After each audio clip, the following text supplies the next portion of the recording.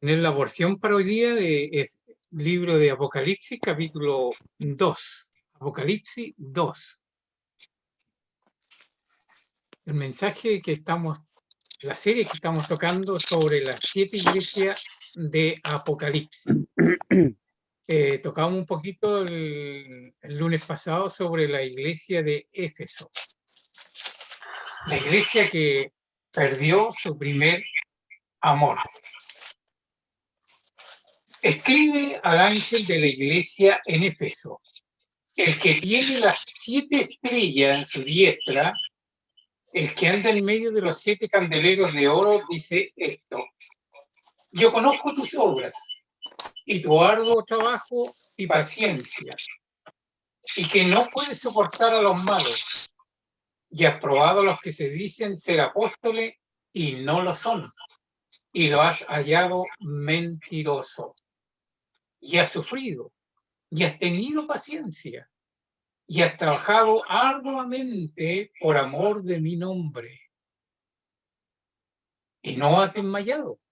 Importante ese alcance, porque a veces en el trabajo desmayamos o decaemos, pero esta iglesia está muy fortalecida. Dice: yo conozco tus obras y tu arduo trabajo, ¿no?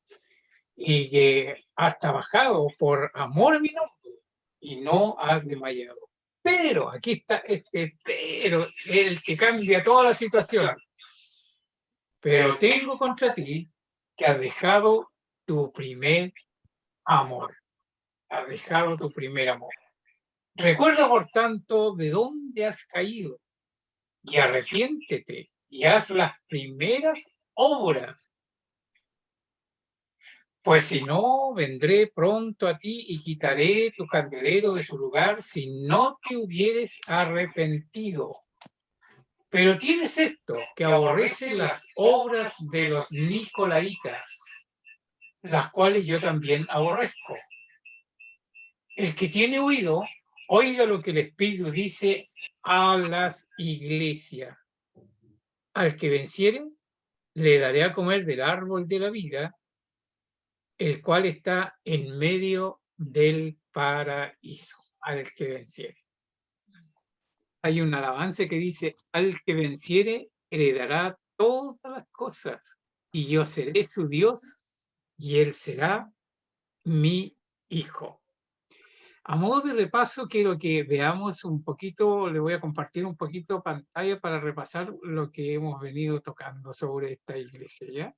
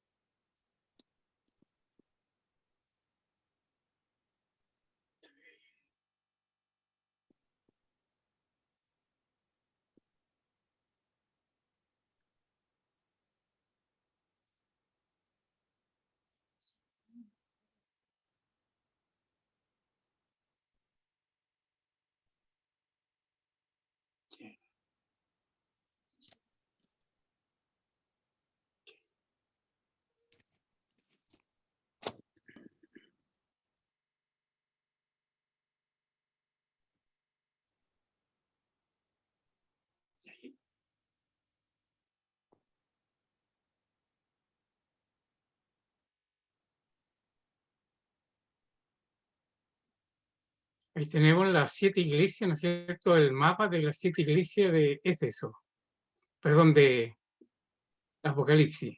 Éfeso, Esmirna, Pérgamo, Tiatira, Sardis, Filadelfia y la Odisea. Eso ya estuvimos tocándolo la semana pasada. Las 7 iglesias señalan la historia de la iglesia de Jesucristo. En todas las iglesias que vamos a ir tocando hay algo que está ocurriendo en la iglesia actual también, en nuestras propias iglesias. Todas las 7 iglesias tienen algo que enseñarnos a nosotros, o nosotros tenemos algo de las 7 iglesias que están aquí, representando a la iglesia de Jesucristo. Ya tenemos, ¿no es cierto?, que esta iglesia, los postmilianistas, los amilianistas, los premilianistas y los apocalípticos, nosotros caemos, o sea, nosotros creemos en esto, ¿no? Los premilenianistas. También las 7 iglesias tienen gran similitud en algunas cosas que yo inclusive le di tarea la semana pasada de que podían leer la parábola del sembrador para ir comparando con esta iglesia de Éfeso. También las cartas que escribió Pablo tienen alguna referencia con esta iglesia, la primera iglesia de Éfeso, especialmente la carta de Efesios, ¿no es cierto?, que habla acerca de la fundación, cómo se fundó la iglesia, el plan maestro de Dios para formar a su iglesia. Y la iglesia de Éfeso, ¿no es cierto?, tiene su bosquejo acá. Son 7 puntos importantes que, si usted quiere tenerlo más claro en su Biblia, puede presentarlo como primer punto, la presentación de Cristo. Cristo se presenta en esta iglesia como como el que tiene las 7 estrellas en su diestra y el que anda en medio de los 7 candeleros de oro. Hablamos de las 7 estrellas, que son los 7 ángeles. Y cuando hablamos de 7 ángeles, no estamos hablando de 7 ángeles celestiales, 7 ángeles espirituales, sino estamos hablando de los pastores de la iglesia, aquellos que estaban a cargo de las iglesias que están allí en Asia Menor. O sea, son las iglesias apocalípticas, la iglesia de Apocalipsis. Y cada iglesia tenía su pastor y el mensaje iba, o la carta iba directamente al pastor de la iglesia, no iba al directorio de la iglesia o a la junta ejecutiva de una misión, sino que iba directamente al pastor de la iglesia. ¿Por qué al pastor de la iglesia?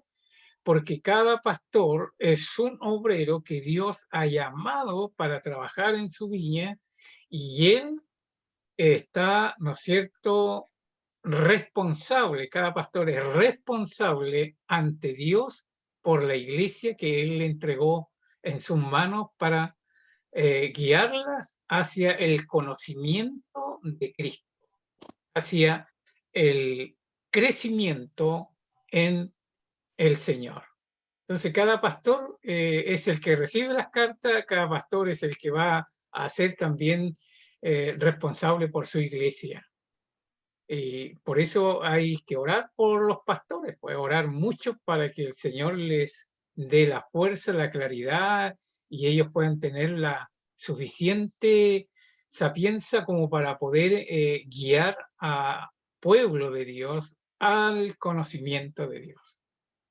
Hay un reconocimiento de Cristo. Yo conozco tus obras, tu arduo trabajo, paciencia y que no puedes soportar a los malos, que has probado a los que se dicen ser apóstoles y no lo son y lo has hallado mentiroso.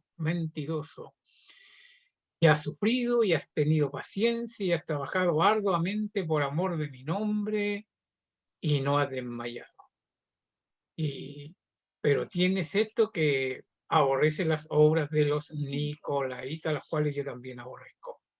El reconocimiento de Cristo es tan importante. Mira, el Señor sabe cuántos cabellos tenemos en nuestra cabeza, todos nosotros. Sabe lo que hicimos en la mañana, si tuvimos nuestras devociones, si tuvimos nuestro tiempo de oración, si le adoramos. Él sabe todo lo que estamos haciendo durante la semana.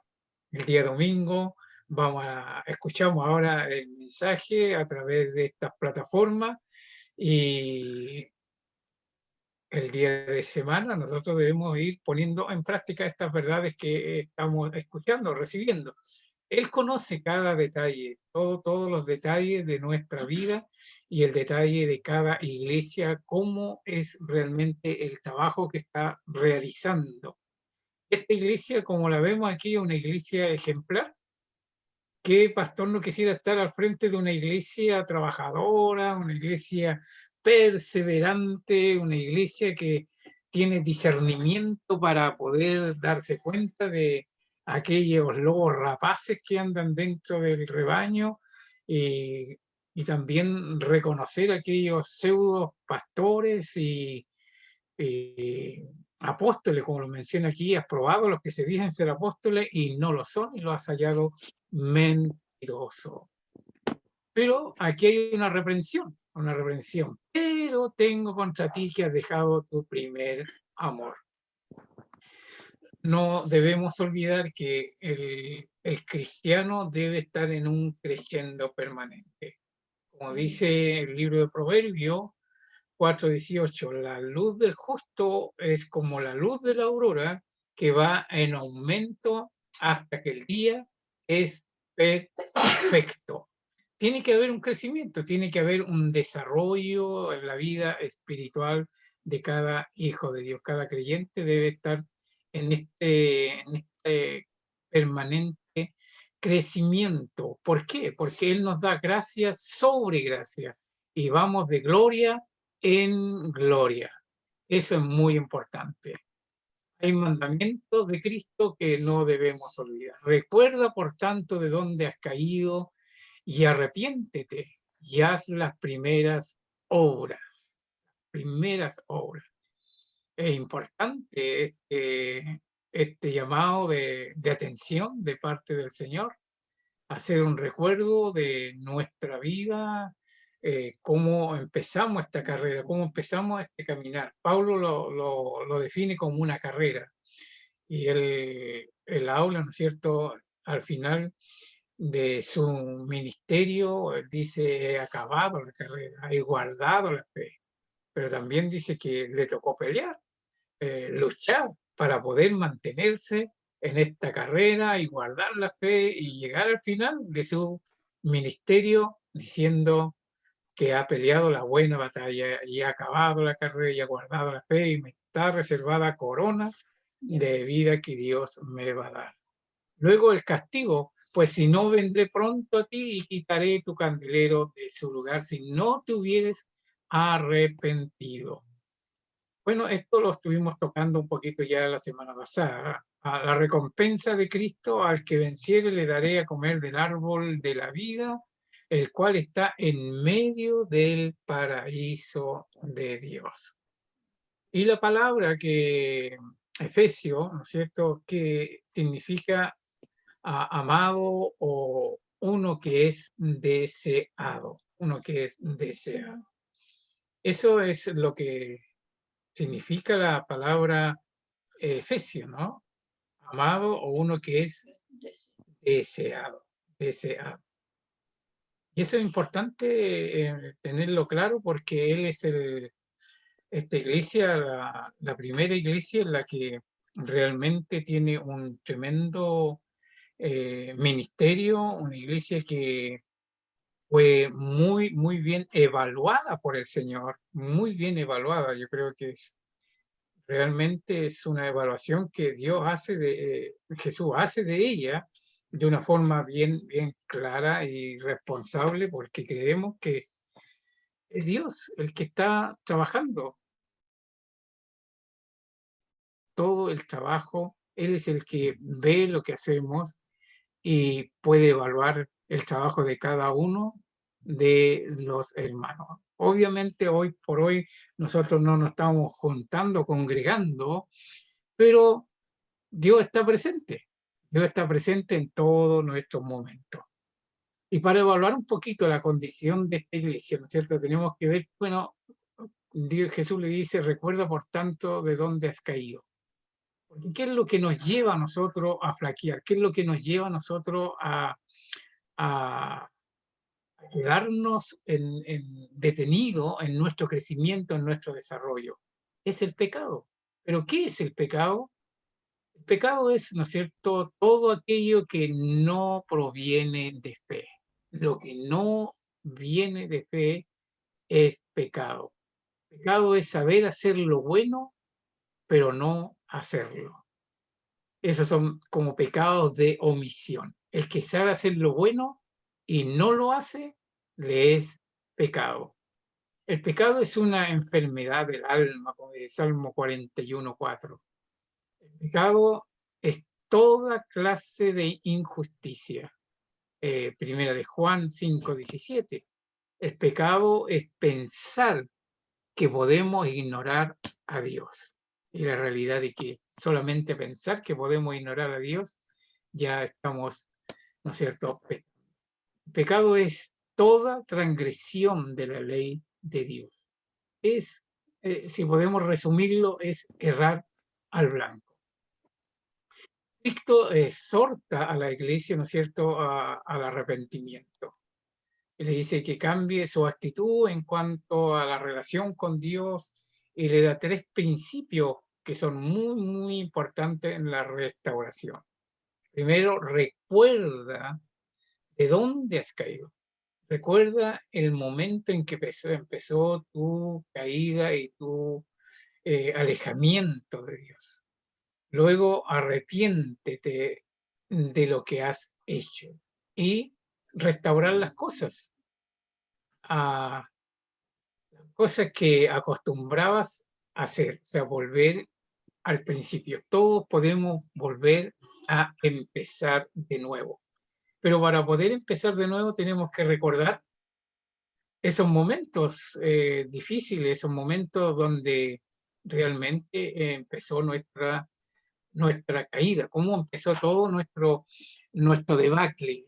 Recordar esos momentos sumamente importantísimo, porque podemos pensar de que estamos haciendo las cosas muy bien, pero tenemos que mirarnos cada vez en el espejo de Dios, vernos en esta palabra bendita que Dios ha puesto en nuestras manos para poder descubrir cómo está nuestra vida. Como dice el texto, ¿no es cierto?, Santiago, que la Biblia es como un espejo donde nosotros vamos a ir viendo nuestra relación con Dios. ¿Cómo está nuestra comunión con Dios? ¿Cómo está su comunión con Dios como iglesia?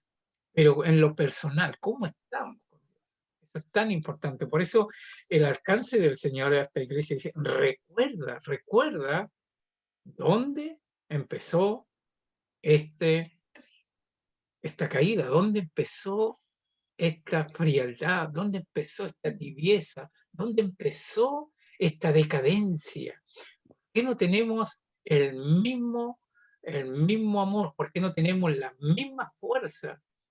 Mira la iglesia, como le dice el Señor a esta iglesia, tú eres realmente una iglesia trabajadora, una iglesia que pujante, una iglesia perseverante, una iglesia que ha sufrido y todo esto. Sin embargo, has perdido el primer amor. Y eso tiene que hacer un alto la iglesia y descubrirlo. Y eso es importante. Ahora, para poder tener un verdadero arrepentimiento, el Señor les habla de esto. Recordar, arrepentirse. Pero el arrepentimiento podemos tal vez hacerlo un poquito más claro y qué implica arrepentirse. El arrepentimiento tiene 3 pasos importantes, le hemos denominado o las 3 C del arrepentimiento. Si usted quiere anotar, estos puntos son importantes, las 3 C. Lo primero, ¿no es cierto?, es contrición, sentir dolor, porque no podemos pensar en servir a Dios en una forma tan mecánicamente como lo estaba haciendo la iglesia de Éfeso. Estaba haciendo todo un trabajo, un trabajo realmente digno de encomio, como lo presenta Jesús. Sin embargo, el Señor le dice, pero has perdido el primer amor, ya no me estás amando con la misma fuerza del principio, ya no sientes no tienes esa pasión por los perdidos, no tienes esa pasión por buscarme, por estar, ¿no es cierto?, tiempo conmigo en oración, en devoción conmigo. Entonces le dice a la iglesia, cuando nosotros nos damos cuenta de eso, nuestro corazón debería contristarse. Esa palabra contristarse es sentir dolor por estar en un estado tan desagradable delante de Dios. No ir a la iglesia o no estar en la iglesia o en los devocionales o hacer las cosas por rutina solamente. No, quiere que lo hagamos, pero con amor, con amor. Entonces, cuando no se está haciendo así, yo tengo que hacer un autoanálisis de mi vida, porque el Señor me envía a arrepentirme, como lo hizo el hijo pródigo. ¿Recuerdan? El hijo pródigo, cuando estaba ya en la posilga, él se sentó, yo me imagino a este joven allí lleno de suciedad, en la porqueriza, ¿no? Y él empieza a meditar allí. ¿Cuántos jornaleros en la casa de mi padre tienen abundancia de pan? Y yo aquí perezco de hambre, perezco. Me levantaré, iré a mi padre y le diré, Padre, he pecado contra el cielo y contra ti. Yo no soy digno de ser llamado tu hijo. Hazme como a uno de tus jornaleros. Tan importante. Aquí él lo había pensado todo. Él sintió el dolor, estaba contristado en su corazón por haber hecho lo que hizo. Y todo estaba muy claro en su mente, pero todavía estaba dentro de la porqueriza, todavía estaba ahí. Y mientras él no pusiera en movimiento, no se pusiera en acción, todo iba a quedar en nada.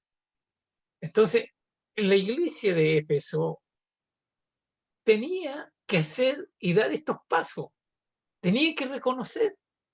¿Y cuántas veces nosotros también nos damos cuenta que estamos detenidos, como que nos acostumbramos, es como todo lo que se masifica, al final empieza como a perder un poco la fuerza, el interés. Y Jesús le llama a la iglesia, no tiene que perderse eso, no tiene que perderse ese primer amor, tiene que estar ahí, tiene que ser fuerte, tiene que ir adelante, ser pujante para poder llevar a otros también al conocimiento de la verdad. Entonces, el primer paso es contrictarse, sentir esto. El arrepentimiento de estos 3000 que estaban allí el día de Pentecostés, cuando Pedro predicó, recuerden que ellos se sintieron contristados en su corazón. Usted puede leer en el libro de de Hechos, capítulo 2, y va a darse cuenta de que ellos sí fueron traspasados con ese sermón de Pedro. Se contristaron y dijeron, varones hermanos, ¿qué haremos? ¿Qué haremos? O sea, estaba todo allí de una forma muy especial. La contrición. Luego, la confesión. Recuerda, el hijo pródigo dice, yo me voy a levantar, voy a ir donde mi padre y le voy a decir todo, he pecado contra el cielo y contra ti. Ya no soy digno de ser llamado tu hijo. Y eso es la realidad, o sea, eso es confesar, es como estar de acuerdo con el Señor. Yo estoy de acuerdo, Señor, lo que tú me estás diciendo, de que he perdido mi primer amor, de que ya no tengo el mismo fuego, no tengo la misma fuerza, no tengo la misma pasión, no tengo ese ánimo que tenía al principio, Señor. Yo realmente he pecado contra ti, porque si yo pierdo eso, estoy pecando contra él. Él me está llamando, está diciendo, tienes que volver a tu primer amor. Iglesia de Éfeso, tienes que volver a tu primer amor. Las obras que estás haciendo son excelentes, muy buenas, no hay nada que decir, muy buenas, destacable, digno de encomio, todo. Ese pero es lo que realmente la iglesia de Éfeso tiene que poner mucha atención. Y él, tomando el ejemplo del hijo pródigo, ¿no? Él lo pensó y, ¿no es cierto? Hay que confesar. ¿Qué dice el libro de Proverbios 28:13? El que encubre su pecado no prosperará, pero el que los confiesa y se aparta alcanzará misericordia. Si confesamos nuestros pecados, Él es fiel y justo para perdonar nuestros pecados y limpiarnos de toda maldad. Oh, queridos hermanos, la situación a veces en nuestra vida es lastimera. No estamos con la misma fuerza sirviendo al Señor. Y eso es algo que no solamente el Señor le está llamando la atención a los efesios, sino a todos nosotros. El pueblo de Dios en general, hoy por hoy, está pasando por un momento bastante complicado. Pero haciéndolo un examen y nos damos cuenta, sí, que estamos en esa situación de frialdad para con el Señor, tenemos que arrepentirnos, como dice el texto, recordar dónde empezó esa caída. A lo mejor empezó justamente cuando empezó la pandemia, porque ya no nos empezamos a juntar con los hermanos, ya no empezamos a ir a las reuniones de escuela dominical, ya nos quedamos, ¿no es cierto?, en las casas, nos tuvimos los cultos de oración, no y eso poco a poco nos fuimos quedando, y empezamos a enfriarnos, y ya muchas veces ni siquiera nos acercamos a las plataformas para escuchar la palabra. Entonces empezamos a decaer, pero no debería ser así, porque Dios está allí en el cuarto de oración, Dios está allí en el comedor, Dios está allí en el dormitorio, Dios está en el living, Dios está en todo lugar, y yo puedo tener comunión con Él en donde yo esté, en el lugar independiente, el lugar donde yo esté, Él está allí presente. Que estuvo en el desierto con Juan, estuvo en el mar, estuvo allí en la isla, Él allí está recibiendo todo este mensaje, está en el Espíritu. Entonces, sí, Dios está allí presente y yo puedo tener comunión con Él y estar encendido con Él en ese lugar donde yo estoy ahora. Entonces, yo tengo que examinarme, usted tiene que hacerse un examen, porque yo no puedo decir, usted está así, usted está así. No, no, no, no, no, eso no me corresponde a mí. Eso solamente Dios tiene que hablarnos a cada uno de nosotros, por su palabra. Luego, ¿no es cierto?, el arrepentimiento, contrición, es que dolor por estar en la condición en la que estamos, esa es la condición, y confesar, decir, Señor, yo realmente estoy en esta condición porque yo fallé en esto, en esto, en esto. El hijo pródigo dice, yo he pecado, yo he pecado contra ti, yo he hecho lo malo. Y él va y confiesa a su padre todo lo que había hecho, pero no se queda todo ahí. Él se vuelve y empieza todo de nuevo, un nuevo comienzo en la vida de Pedro, un nuevo comienzo en la vida de David, un nuevo comienzo en muchos hombres y mujeres que en algún momento han fallado, hemos fallado, en algún momento hubo esa obra del Espíritu Santo en que nos llamó la atención y nos vuelve a Él para tener un nuevo empezar, un nuevo comienzo. Y este es el llamado que Dios le está haciendo a esta iglesia. Pues, iglesia de Éfeso, tienes que empezar de nuevo, tienes que empezar de nuevo. Y eso no es fácil, porque es una obra del Espíritu Santo. Es el Espíritu Santo el que tiene que tocar allí profundamente el corazón de cada uno de nosotros. Ahora, ¿qué le dice el Señor a esta iglesia. No solamente tienes que empezar de nuevo, tienes que empezar y volver a hacer todas las cosas de nuevo, le dice a la iglesia, pero también le dice al que venciere, al que venciere. Ahora, cada hijo de Dios, yo le hablaba la semana pasada un poquito de esto, ¿no? Cada hijo de Dios ha nacido de nuevo.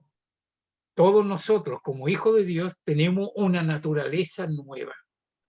Y esa naturaleza nueva es una naturaleza que está creada para vencer, para vencer. En el libro de Juan, capítulo 5, primero de Juan 5, el apóstol escribe a esta carta y dice, nosotros somos nacidos para vencer, para vencer. Gloria a Dios por eso, ¿verdad? Gloria a Dios, porque usted ha nacido para vencer. Nacido, usted no es un perdedor, usted no es una persona que va a quedarse detenida en el camino, usted es un vencedor, vencedor. Y esa es la situación de cada hijo de Dios, de cada creyente, de cada hombre, mujer que ha nacido del Espíritu, es un vencedor. Así dijo Pablo también, lo recuerdan ahí en el capítulo 8, cuando el apóstol está hablando de que el que no escatimó ni a su propio hijo, sino que lo entregó por todos nosotros, ¿cómo no nos dará con él todas las cosas? ¿Quién acusará a los escogidos de Dios? Dios es el que justifica. ¿Quién condenará? Cristo es el que murió, el que también resucitó, el que además está a la diestra de Dios, el que también intercede por nosotros. Entonces, ¿quién va a separarnos del amor de Dios? Dice Pablo luego. ¿Ah? Ni ángeles, ni principados, ni las potestades, ni nada, ni las tribulaciones, ni el hambre, ni la desnudez, ni la espada, ni el peligro, nada nos separará del amor de Dios, como está escrito, por causa de ti somos muertos todo el tiempo, somos contados como ovejas de matadero, pero antes, en todas estas cosas, somos más que vencedores. Más que vencedores. O sea, Pablo dice, nosotros somos realmente un pueblo especial, un rebaño especial, un cuerpo especial, porque somos parte del cuerpo de Cristo, que es vencedor, más que vencedor. Por lo cual estoy seguro que ni la muerte, ni la vida, ni ángeles, ni principados, ni potestades, ni lo presente, ni lo porvenir, ni lo alto, ni lo profundo, ni ninguna otra cosa creada nos podrá separar del amor de Dios que es en Cristo Jesús, Señor nuestro. Entonces, el que venciere, al que venciere, yo le daré, dice, a comer del árbol de la vida. Según su propia definición, Juan dice, somos vencedores, somos vencedores. Tenemos nosotros este tesoro grande, ¿no es cierto?, como en vaso de barro. Pero veamos algún texto, yo quiero que usted mismo pueda leerlo allí en Juan 5:4, primero de Juan 5:4.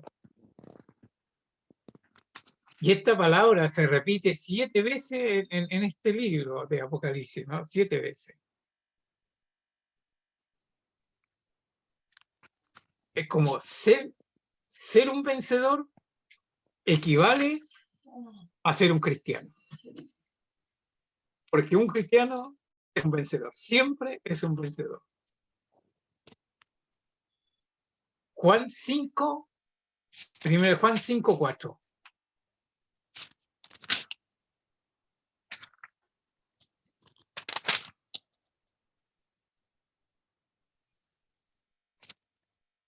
Si lo puede leer.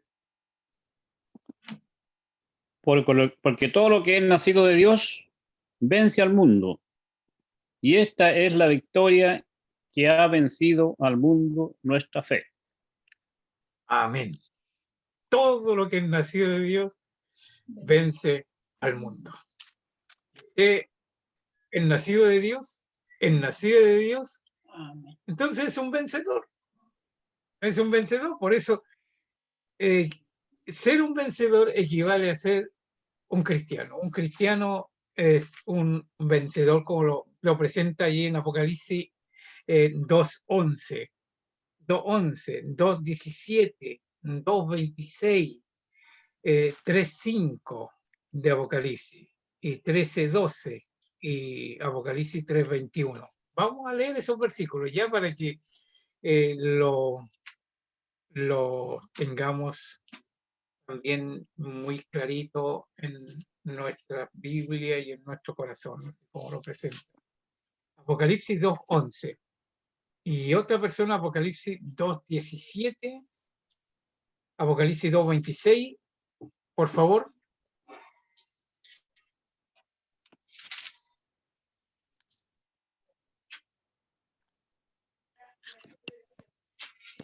El que tiene 2:11. oído, Sí, 2:11.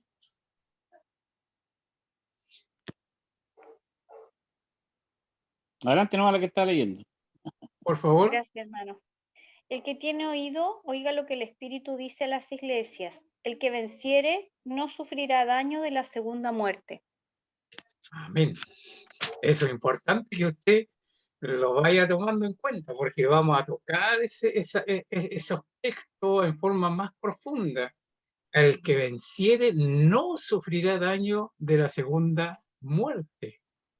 ¿Ya? Y aquí el texto que estamos tocando ahora, al que venciere comerá del árbol de la vida. Pero mire Apocalipsis 2:17.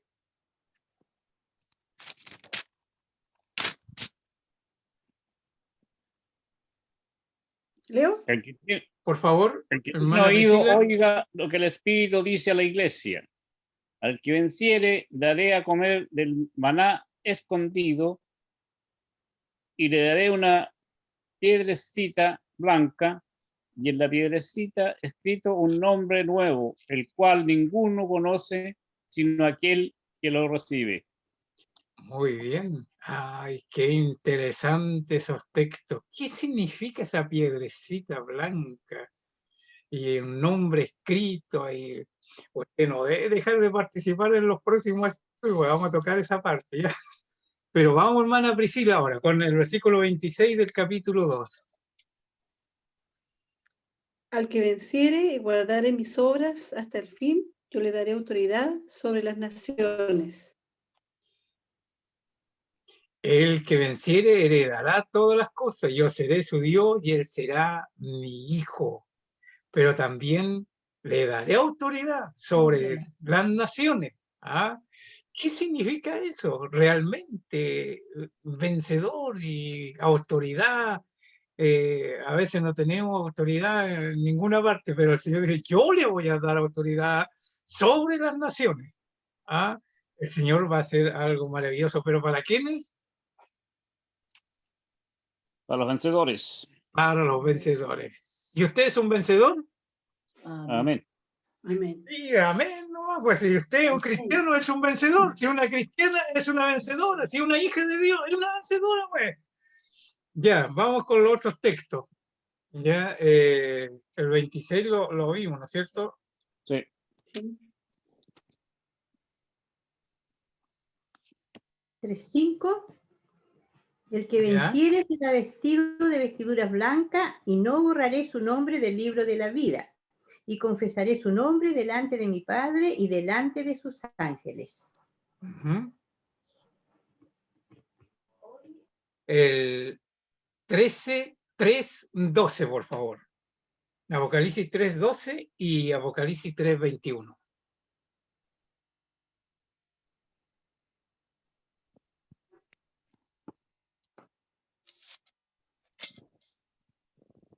Al que venciere yo lo haré columna en el templo de mi Dios y nunca más saldrá de allí. Y escribiré sobre él el nombre de mi Dios y el nombre de la ciudad de mi Dios, la nueva Jerusalén, la cual desciende del cielo de mi Dios y mi nombre nuevo. Amén. anote esos versículos porque los vamos a tocar y la realidad es que estos versículos tienen que crear un poco de hambre en cada uno de nosotros. ¿Qué significa? Que vamos a quedar como columna en el templo de Dios, no vamos a salir nunca más de ahí. ¿Qué quiere decir todo esto? ¿Ya? Eso es importante para que usted los vaya archivando y vaya, ¿no es cierto?, estudiándolos también, para que cuando lleguemos a esos textos podamos también participar un poco de estos estudios. Y Este Apocalipsis versículo me gustó. 3:21. ¿Cómo? Este versículo me gustó, digo. Ya, La Nueva 3:21. Jerusalén. 3:12. 21, el que venciere le daré que se siente conmigo en mi trono, así como yo he vencido y me he sentado con mi Padre en su trono. Amén. El que venciere. ¿Te das cuenta? Estos 7 pasajes que hablan de la plenitud, de la perfección de cada uno de nosotros, porque somos vencedores. Usted es vencedora, usted es vencedor. Es verdad que hemos flaqueado muchas veces, son batallas que se han perdido, pero la guerra está ganada. Está ganada, ¿por qué? Porque el Señor nos la ganó por nosotros. O sea, nosotros realmente somos vencedores porque Él venció. Amén. Bueno, aquí tenemos este texto: al que venciere le daré a comer del árbol de la vida. Los creyentes verdaderos disfrutan de la promesa del cielo. Eso es tan importante. Mire en Apocalipsis 2:22 y Génesis 2:9. Génesis 2:9. Y Apocalipsis 22:2.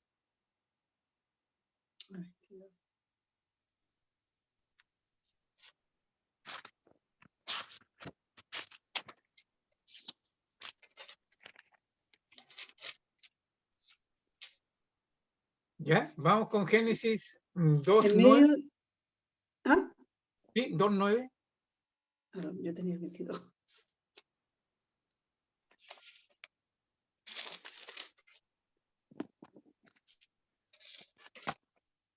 Yo conozco tus obras y tu tribulación y tu pobreza, pero tú eres rico. Y la blasfemia de los que dicen ser judíos y no lo son, sino sinagoga de Satanás. Muy bien, eso lo vamos a ver la próxima semana. Pero mire el Génesis 2:9. Génesis 2:9 y Apocalipsis 22:2. Génesis 2:9. Ay, Génesis 2:9, Apocalipsis 2:9. Y Muy Jehová, bien. y Jehová Dios hizo nacer de la tierra todo árbol delicioso a la vista y bueno para comer, también el árbol de vida en medio del huerto y el árbol de la ciencia del bien y del mal.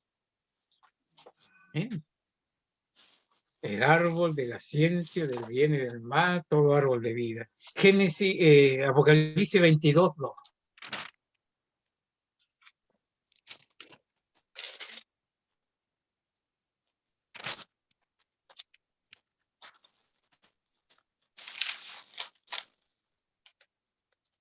En medio de la calle de la ciudad y a uno y a otro lado del río estaba el árbol de la vida, que produce 12 frutos, dando cada mes su fruto, y las hojas del árbol eran para la sanidad de las naciones.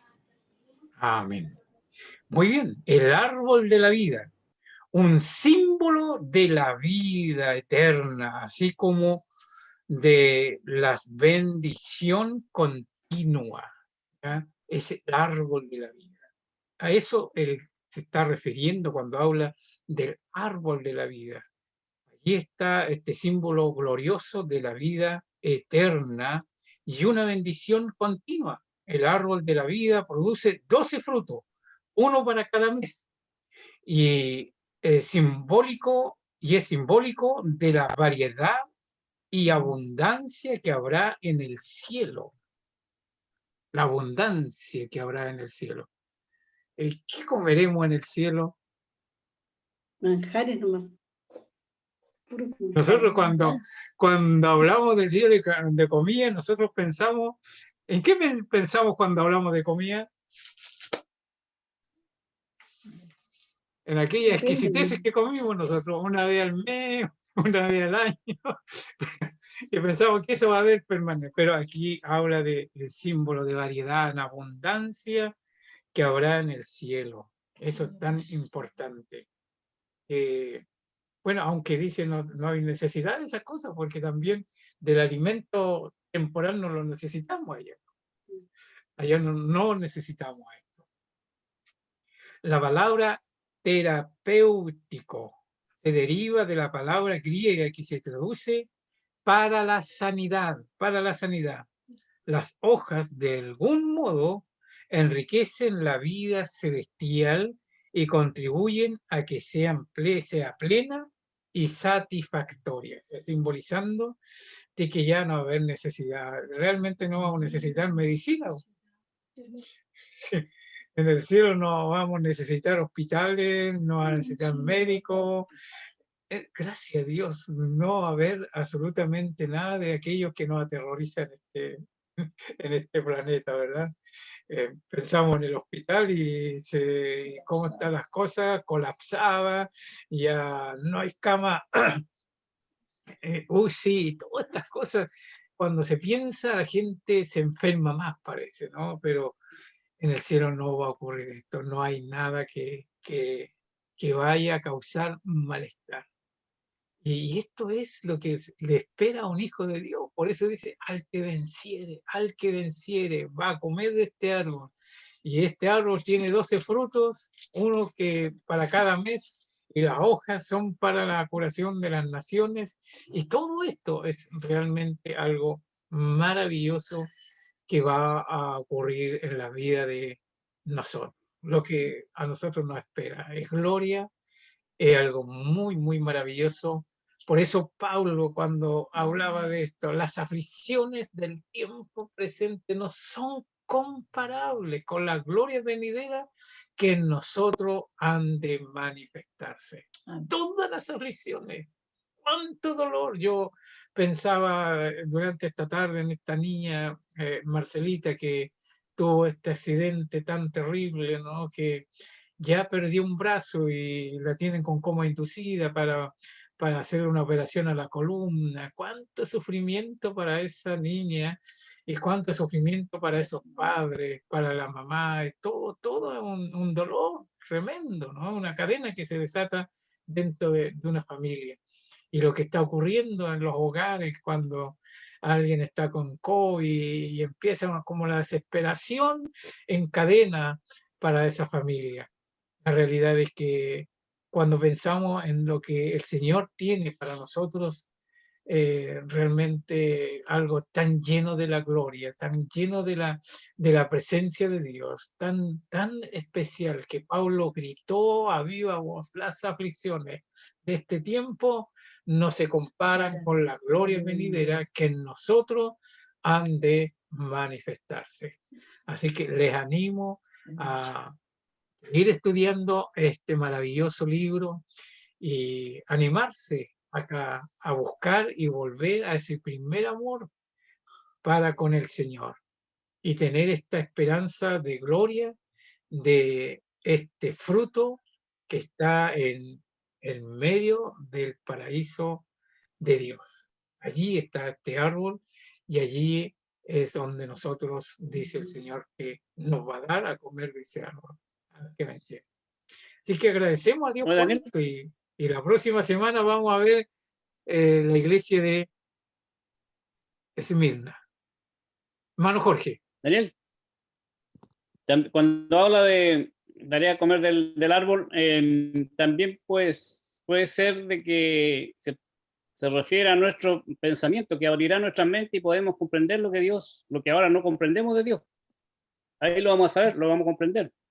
Claro, es que es el libro el árbol, ¿no es cierto? El árbol de la vida, de la ciencia, del bien y del mal. Vamos a poder, nuestro conocimiento va a ser pleno, total. Como dijo Pablo, Claro. ¿no es cierto? Ahora conocemos en parte, pero entonces conoceremos como fui conocido. O sea, nuestra mente se va a ampliar de tal manera que no hay necesidad de que me presenten a Pedro, que me presenten a Elías o que me presenten a Moisés. es un conocimiento que uno va a tener instantáneamente, va a poder entender todo lo que está allí. Porque nuestro conocimiento en este momento es tan ínfimo. Si el que está, el más sabio ocupa como el 5% de su capacidad de cerebro, ¿no? 5%. Es limitado. Claro, porque nuestra naturaleza está limitada. Estamos viviendo una naturaleza caída, por eso vivimos como estamos, ¿no es cierto? Pero el que venciere va a comer de este fruto, de este árbol, y obviamente su conocimiento también va a ser muy, muy ampliado en todo. Conocimiento de Dios. Vamos a tener un momento de oración y vamos a darle gracias